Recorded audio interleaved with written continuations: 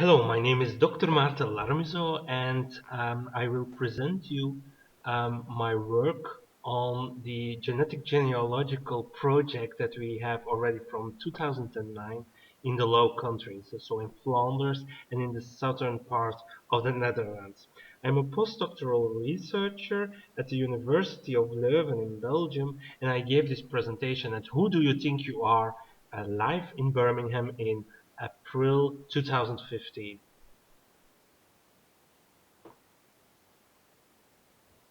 Well, I hope that I can convince everyone that our DNA is an enormous um, living archive which is inside each of us. In all our cells we have DNA, and so we have an enormous archive which we have from our father and from our mother, and we give you all the information about who do you look like and from where are you coming from.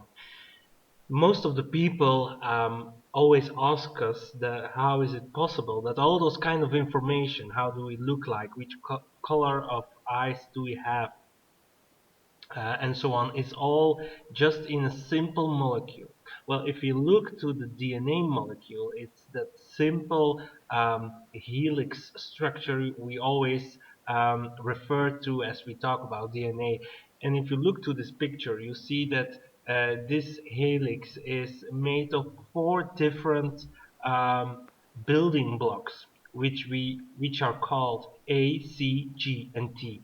And it's in the sequence of those four different particles or building blocks that the information is inside it. Because if we have four letters, we have also an alphabet. And if we have an alphabet, we can write words and sentences. And these are the information which is completely within the structure of the molecule. And that's very, very interesting because it's an archive which gives us information from where are we coming from, next to how do we look like and which characteristics do we have. Um, well, if we compare all the DNA from persons from across the world, we can um, we can find out how human beings migrated from the northeastern of Africa to the other continents on the world. We even can see differences, genetic differences between populations within Europe. What you see here before you is a graph based on genetic data. It's a comparison between Europeans based on genetic DNA, genetic information, so with DNA, and what we see is real clustering of people who lives also together will also resemble genetically more to each other. You see Portuguese and Spanish people clustered together. You see Italians. You see the people from Balkan. You see that UK is very similar to the Dutch, to Belgian population, and to the French population. And so it's almost a resemble, or it's almost a mirror of the geographical map, and this can be very useful to find out who we are and where are we coming from, based on our genetic information.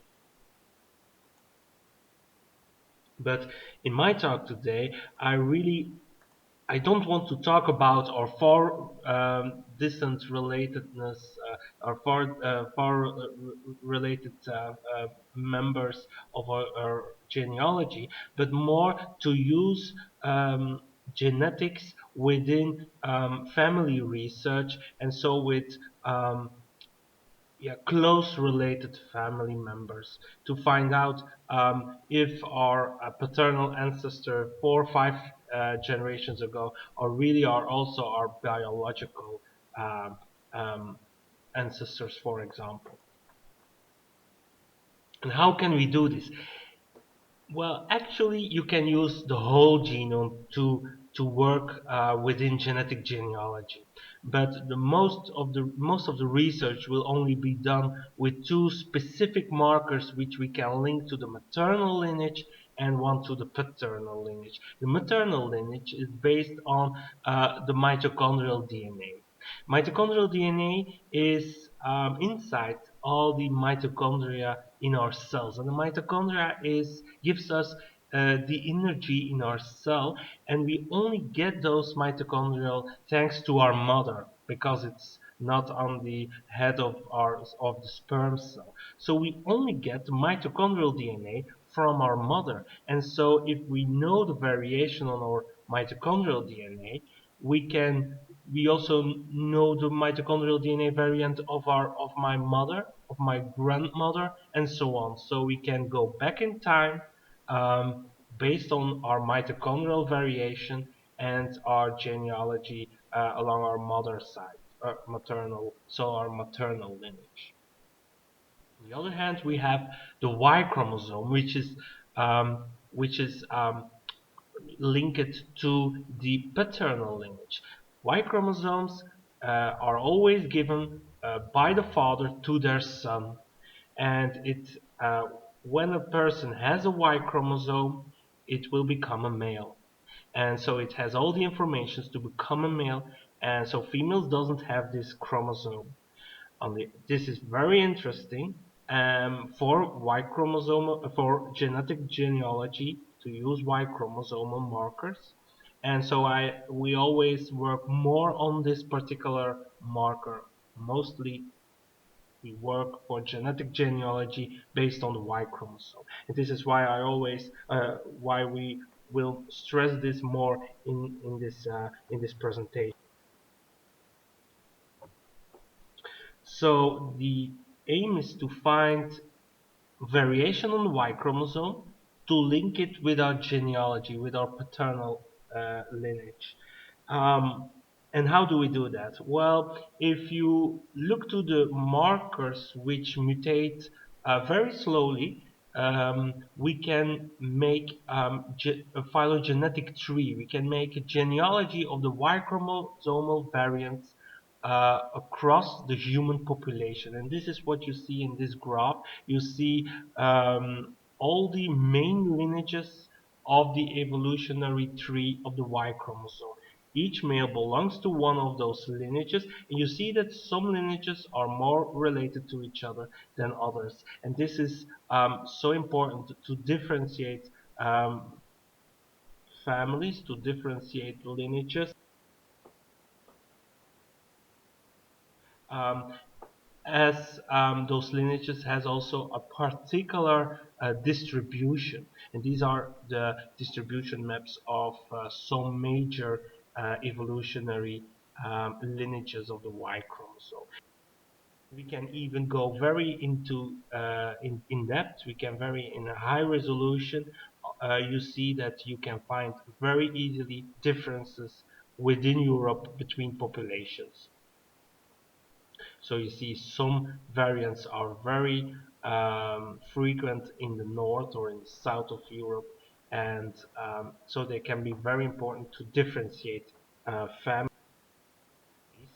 And this is also what we are doing in our lab in Leuven to find new markers on the Y chromosome who can use. On the other hand, these are markers which are very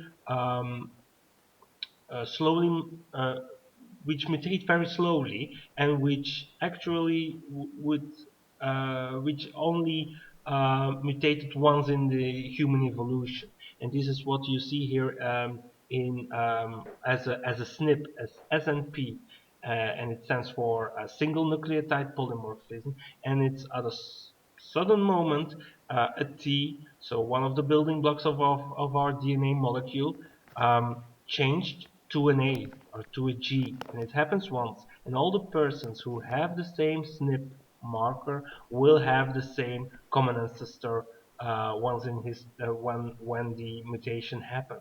And so it can be very interesting to use those markers to define evolutionary lineage. On the other hand, all people who belongs to the same evolutionary lineage can also be differentiated based on STRs. And these are short tandem repeats on the Y chromosome. You have a lot of them, and they mutate very fast so that you can differentiate each family within each evolutionary lineage. And those kind of markers, the SNPs and the STRs, can are for the Y chromosome are very useful to link it with the surname, which is also paternally inherited in UK and in the rest of in the most populations in Western Europe, and it will be also linked with the paternal lineage, and that's why it's so important.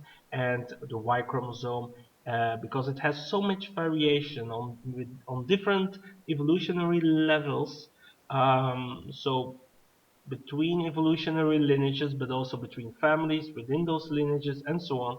And that it's so useful in genetic genealogy.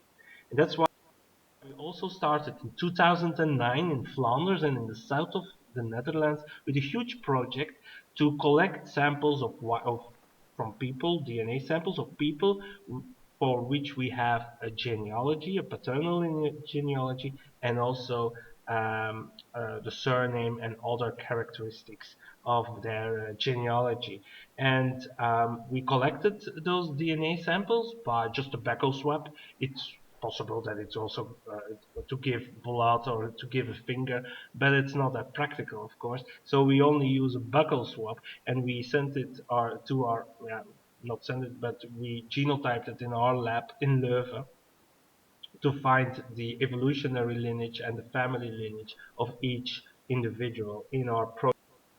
And at the end of April 2015, we have now more than 1,600 DNA donors with an in-depth genealogy and a Y chromosomal genotype.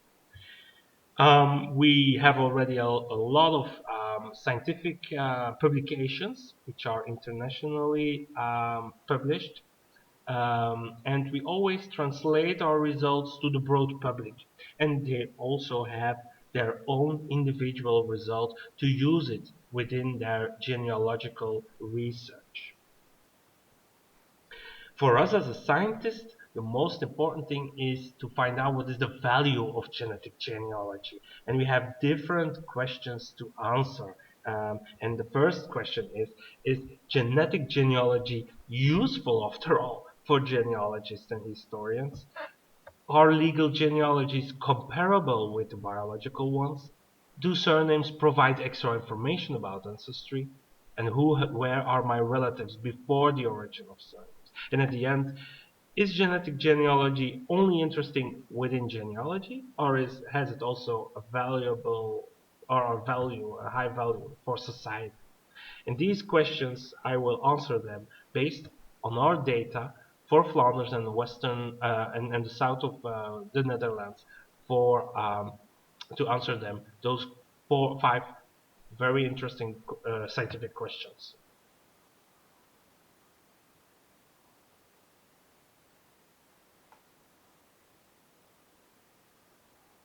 The first question is, of course, after all, very obvious. Is genetic genealogy useful for genealogists and historians?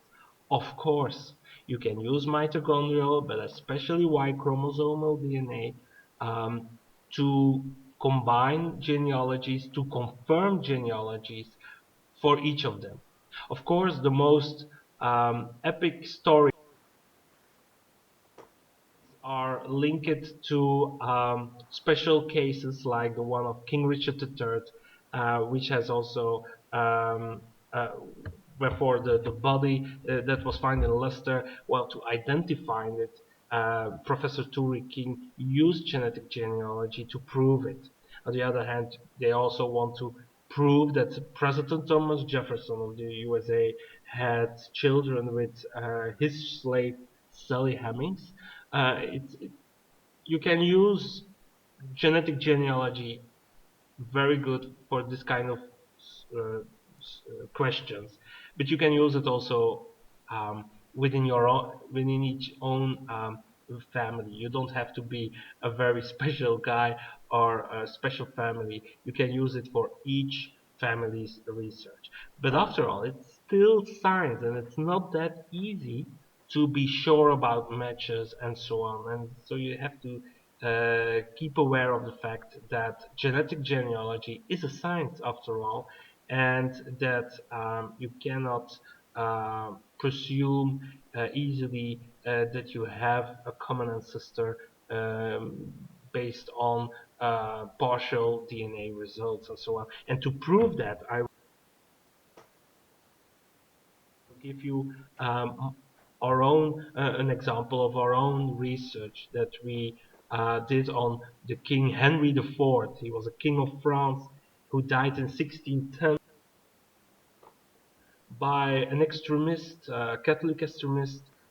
He killed the king, the French king, who was, after all, very popular in the society.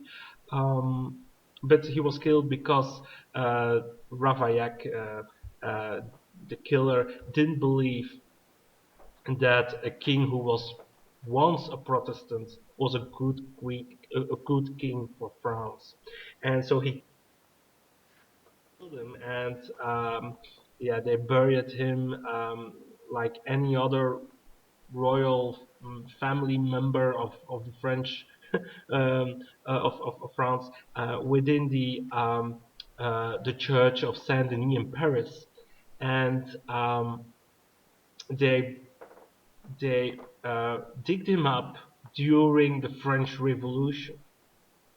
Um, they were against the royal family, and they want to demolish all the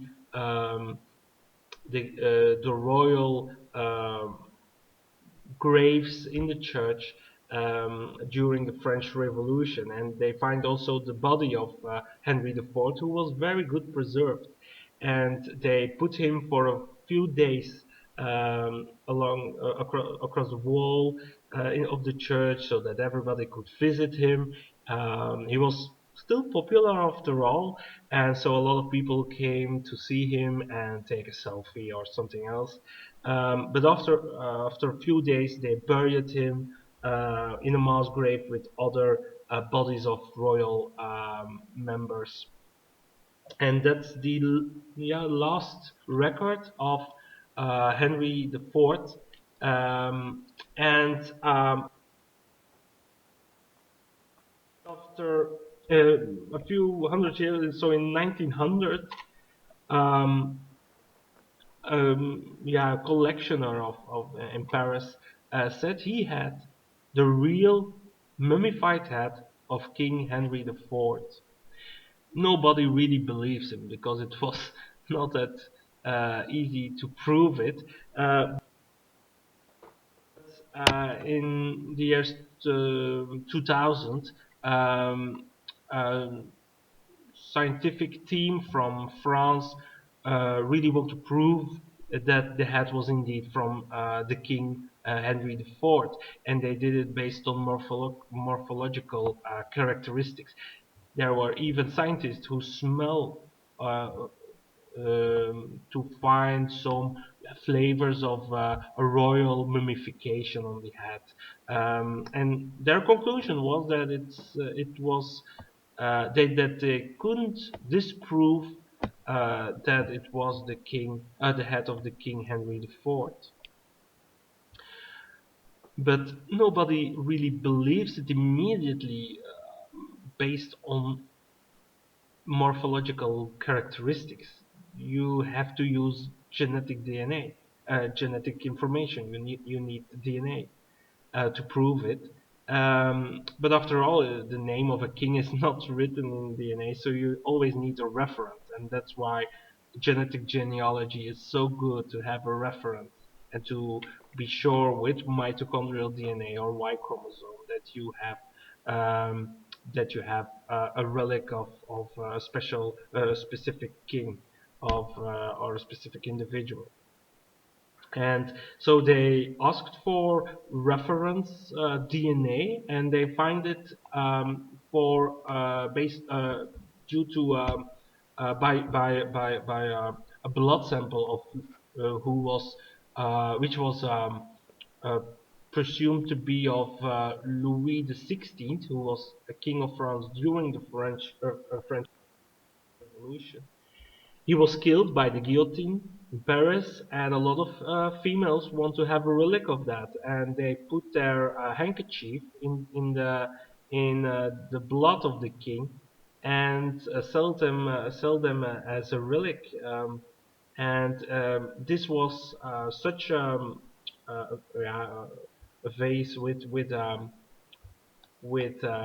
handkerchief and with blood, and which is, yeah, presumed to be of Louis the XVI. And they had good quality DNA out of it, and they compared the Y chromosome with the one of the head sample. But for the head sample, they had only a few YSTR markers, so definitely not enough. But for the researchers, it was clear that there was a match, even with such a small amount of markers. But based on our big genetic genealogical database of Flemish DNA, we could prove that almost everyone could be related to the head sample based on the small amount of numbers of YSTR markers. And so what we did was also collaborating with an historian, Philip Delorme, who had also archival um, evidence based on records that it was a wrong head of the king, that it was a forgery. But we have to prove it as well genetically, and we did it with DNA of three living relatives of the French lineage, of the French royal lineage. And we had the Y chromosome, or we compared them, and we find the same Y chromosomal lineage for those three living relatives, and we were also sure then about the Y chromosome of those three different kings of France. And it should be the same Y chromosomal lineage as the one of the blood sample and of the head sample of Henry IV. And what we found out was that the real Bourbons belonged to haplogroup R1b, and the blood sample, and also um, the head sample, but it was not sure to which haplogroup it belonged to. But the blood sample was belonging to haplogroup G, so a completely other group as the ones of the kings. And so we were very yeah, relieved to see that also the genetic analysis proved that the head was, and also the blood sample was not didn't belong to the French kings. Um, on the other hand, we also had mitochondrial DNA of the head sample, and it was also a completely other haplogroup than we assumed based on the mitochondrial, or the maternal lineage of Henry IV. It has another haplogroup, or an evolutionary lineage of the mitochondrial DNA with a maternal relative, and that was Louis the XVII. Last year, researchers published also the full genome, or analysis of the full genome of the blood sample, and they find out that it clusters together with the Italian population, and absolutely not with the French population, what you assume based um, on your data, if it was indeed the blood of Louis Louis the XVI. And so also the autosomal DNA suggests that the two samples are forgeries and absolutely not the real relics of the French kings.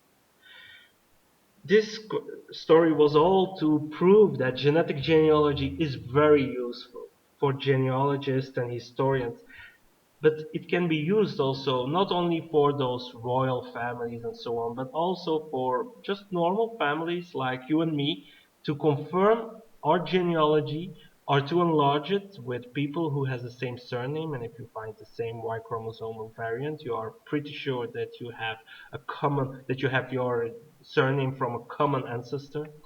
But on the other hand, and that was the main reason why I give this story, was to mention that you please be aware for conclusions that were drawn too fast based on just a few markers. Conclusions can be influenced by emotions or prejudice. Like the French kings, they really want to see a match between two samples. And so please always keep in mind this.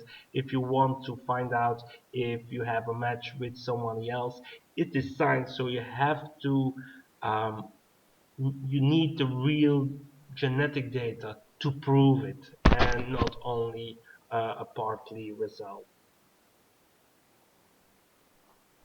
These were data for particular families, particular stories.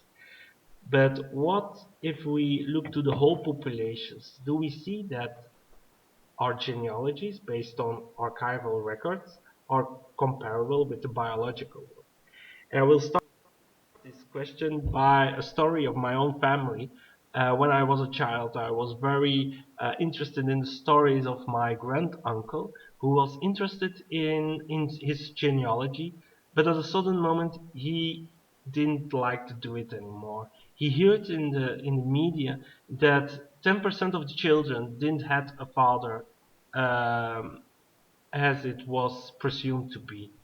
So the biological father was someone else than the legal father. So he said, if it's 10%, like they say in the media, per generation, you don't have to go back for a long time before you have not that you are not having anymore the biological genealogy. And so that there is an extra per paternity in your genealogy, and that you are not dealing anymore with your real ancestors. And so he quit with his hobby, and it was very unlucky, because based on the data we have for the present population, it's absolutely not 10% like they always tell us in the media, but it's around 1 or 2% in Western Europe. These are byproducts of medical studies, and you see that absolutely not those 10%. Now, this is for the present population. And so a lot of scientists will say, yeah, but is this also the same for the past population? So before we have the anticonceptives, before we have the pill, was the extraperpeternity rate not much higher than nowadays? Was it not 5 or 10% to um, estimate the extraperpeternity rate in the past? And how did we do that? We had a lot of genealogical pairs in our big data set of Flanders.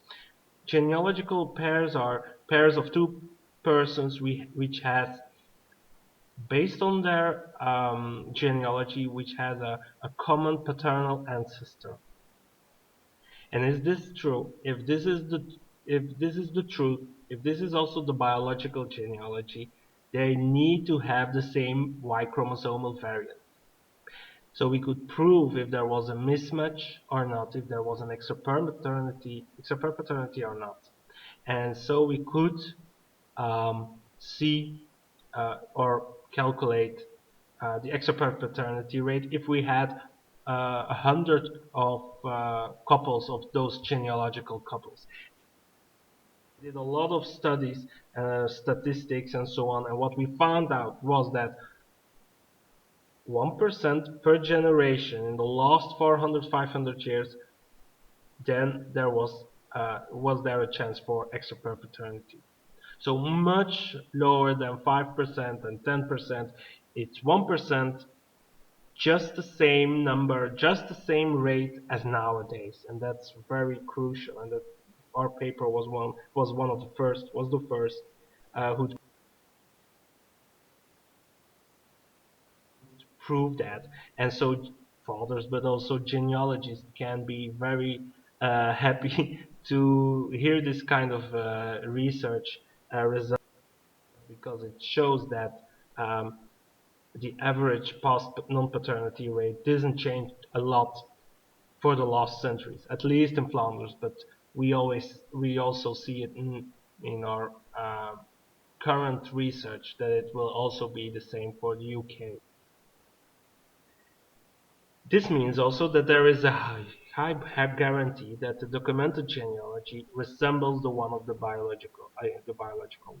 It will be around 1-2% extra per paternity per generation, and it can be. And if you find an extra per paternity, it doesn't say anything about the motive. It will not say that it's negative. It can be also not negative, like an unknown adoption. So this may not be a reason to not to perform genealogy, like my great grand uncle, and absolutely to uh, not to perform genetic genealogy.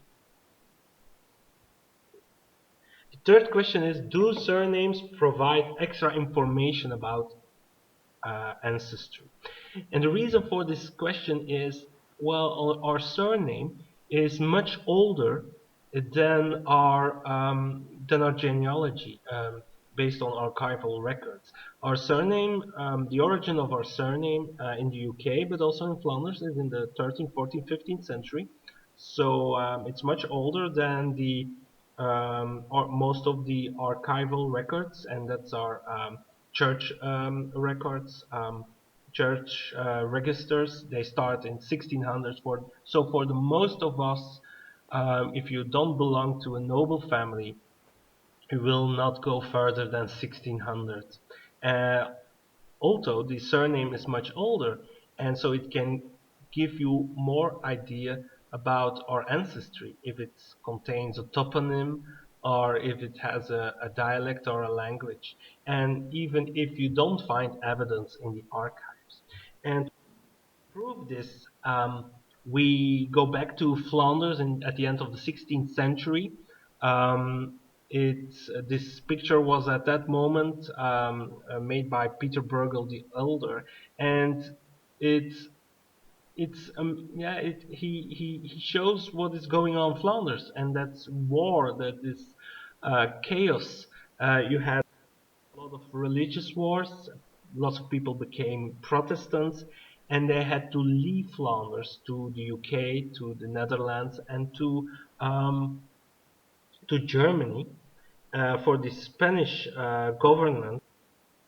And so we had a depopulated Flanders. A lot of families moved away, and after 1575, there was a huge immigration from northern France to repopulate Flanders. These families came from Nord-Pas-de-Calais, Picardy, even Ile-de-France. And at the beginning of the 17th century, we had 10% of Flemish population who came from the northern France. First, there was distrust. People didn't like those people who speak another language, but thereafter, there was complete integration, even after one generation. And their only remainder was their surname. You couldn't trace it back in archives, but you can see the surnames. Surnames which refer to a French ancestry. Even myself, I have a surname which is French. It's from a Picardian dialect, and but we don't find it in the archives. In 1600, we were already in Flanders, and we cannot go back earlier in time. So it can show us that it's a remainder of that immigration at the end of the 16th century. And our question was, you don't find it in the records, but can you find it or prove it with the Y chromosomes? And what we did was comparing families with an authentic Flemish surnames with those families with the French surnames, and we find a completely other distribution of the Y chromosomal variants. Haplogroups are evolutionary lineages, which were very much different in frequency between the two groups. of surnames. And what we find out was that the French surname group, well, the distribution of those lineages were similar as the one in Ile-de-France and Nord-Pas-de-Calais for families who are living nowadays in those two regions in northern France. So we could prove that there was a migration at the end of the 16th century from northern France to Flanders, and that our surnames can give much more information about the ancestry of patrilineages. And it can provide more information than archives, so it can give us valuable information, which can be verified by genetic genealogy. The fourth question was, who or where are my relatives before the origin of surnames? A lot of people want to find out also relatives, paternal relatives, which doesn't have the same surname, but which has the same Y-chromosomal variant because they had a common ancestor 500 or 1000 years ago. So in a historical time period. And so they want to find it out, and most of the time they look in the region or compare it with other families in the same region as their oldest reported common ancestor. And what we find out was when we compared in 2012 regions in Flanders and in the Netherlands, in the region of Brabant, we find out was that if we go back in time before the Industrial Revolution, people were, the populations were more differentiated from each other. If we use those genealogies and we use the Y chromosomes, we can go back in time and we can see how people resemble in the past. So before Industrial Revolution, and we saw that the populations were more differentiated to each other. Some evolutionary haplogroups on the Y chromosome were more differentiated from each other. The distribution was very more strict in the past. But we didn't find a lot of relatives in our big data sets. So we want to find out if we find much more relatives before the origin of the surnames, of at the time of the surnames, within communities. Community was in the late Middle Ages, much smaller than nowadays, even in Flanders, and we once found out of those families were all related once in the paternal lineage. We selected um, six different villages in Flanders with a difference in geography, but also in the history of the. We had some the red villages were already populated during the Roman occupation. The others, the green one, are just populated in the early Middle Ages. So we want to find out if we find more relatives in those communities more than in the regions.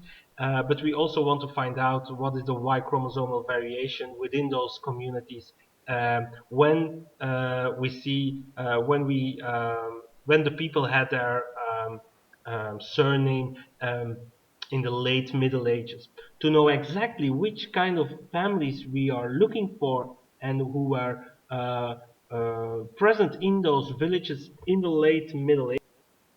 We went to the archives and looked for the surnames which were present um, at the time when the surnames had their origin, so in the late Middle Ages, in the 14th, 15th century. We had a list of all the families, and we actually had a lot of data for all those communities of people which ancestors, paternal ancestor, live in the late Middle Ages within those communities. And we compared the relatedness between those families uh, within those community, but also within the same region and in the same area of current Flanders. That's the gray region. The first thing we actually did was to find biological relatedness between families. And what we found out was that between surnames, between families, although they lived together in those regions from the beginning of our surnames, from the late Middle Ages till now, we didn't find any relatedness between different families based on the Y chromosome. So the rate of relatedness at the moment of the origin of the surnames was very low. We even didn't find relatives between communities, between regions or whole Flanders. It was all the same. We had very low amount of relatives. So it refers to a high gene flow event during the long process of heritable surnames establishment. And this is also seen in the UK, where you see that um, at the moment of the surname establishment, you also had the Black Death, and lots of people migrated at that moment. So it's a proof also for Flanders that that was the case, and that's why we find so low amount of relatives within the communities, even at the time of the origin of the surnames in the 13th, 15th century. On the other hand, we find also much more Y-chromosomal diversity than expected. It was always in such a community, it was always comparable with the regional diversity. So we didn't find a difference between the diversity in a community or in a region. And what we find the most important thing was that the variation in the along the coast, so in the west part of Flanders along the coast, was much lower than the variation in the east part of Flanders. And that was completely against the idea of the historians, who believed that the sea was an open border and everybody could go there for to trade, for the Vikings who came along the coast. But we don't see there a lot of variation. We see there a very low amount of kind of information. On the other hand, we don't find differences between the communities based on the history of the community. We only see differentiation between communities when they are geographically separated from them, but not based on historical communities, the historical origin of the communities. And so they are clustered together based um, on geography much more than on the historical origin of the village. Now you can say, is this a real good representation of a population in the Middle Ages? Can you have a good representation based on genealogies and Y chromosomes? And that's why, to prove that, that's why we work together with the group of Peter de Knev in Leiden, who has a lot of data of an excavation in Eindhoven, not so far from the Flemish border, uh, with bodies of the 13th and 17th century. And what we found out was that the Y chromosome in those excavations for those particular periods corresponds very well with the data we have based on our genealogical approach.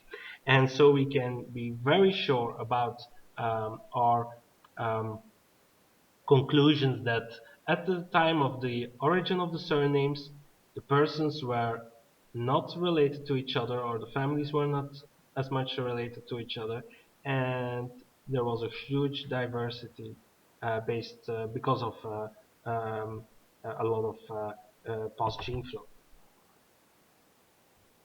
So we found a lot of geographic differentiation. So you will have more chance to find relatives very close in the region of um, the oldest reported common ancestor. But on the other hand, it's because of the high migration in the late Middle Ages, it will be very difficult to find unknown relatives in a village or in a region. And so it is extremely difficult to find um, unknown relatives based uh, before the origin of surnames and before the archive records. The last question is genetic genealogy also valuable for society? Is it only valuable for genealogists and even for historians, but is it also for other reasons very important? And yes, of course, I am a forensic geneticist in the first place, and I use this kind of information of genetic genealogy in forensic casework. We we compare all the persons where we have a genealogy and we have an in-depth genotype of the Y chromosome. We can test the number of markers which we need to differentiate families, to differentiate evolutionary lineages, and these are very important to see if a match is really a match within forensic casework.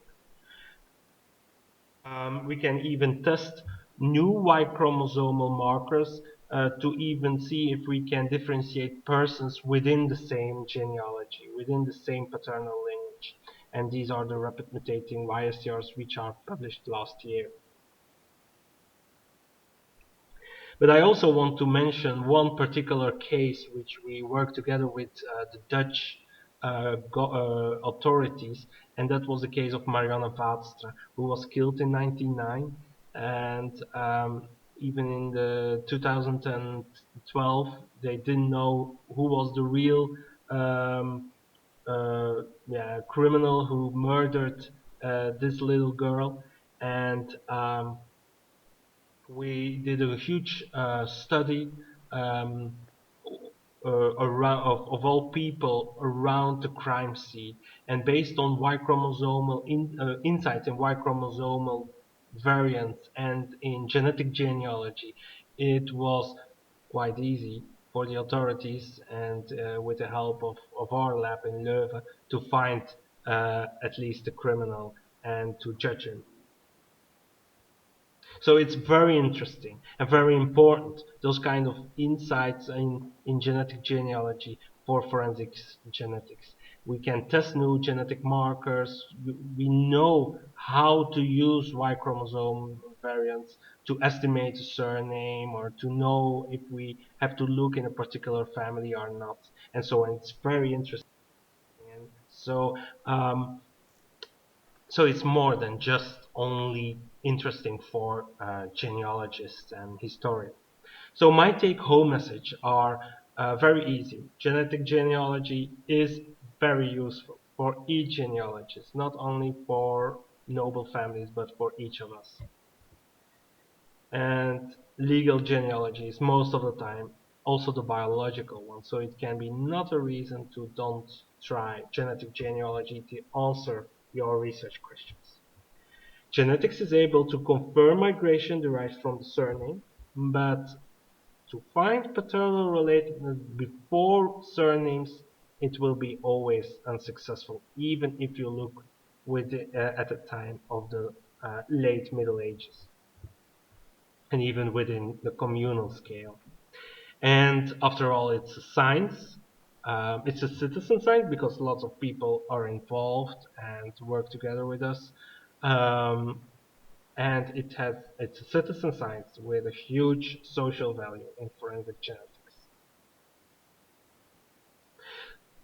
Now my last slide will be about what is the future of genetic genealogy. Well, in essence, it will always be the case that it's genetics within genealogy.